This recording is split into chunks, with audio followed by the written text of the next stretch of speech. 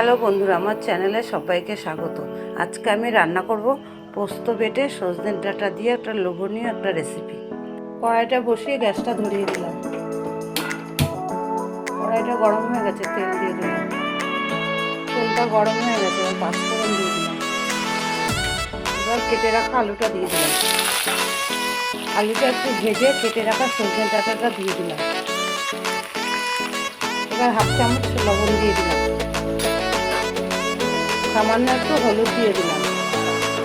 এবার পোস্ত আর কাঁচা লঙ্কা বাটাটা দিয়ে দিলাম। স্বাদ মতন একটু লবণ দিয়ে দিলাম। পরিমাণ মতন হলুদ দিয়ে দিলাম। কালারের জন্য একটু লঙ্কা বাটা দিয়ে দিলাম। হাফ চামচ চিনি দিয়ে দিলাম। নাড়িয়ে চাড়িয়ে জল দিয়ে দিলাম। এবার আমার রান্নাটা হয়ে গেছে। এবার গ্যাসটা বন্ধ করে দিলাম। এবার একটা পাত্রে নামিয়ে নেব। এই রান্নাটা আপনাদের যদি ভালো লেগে থাকে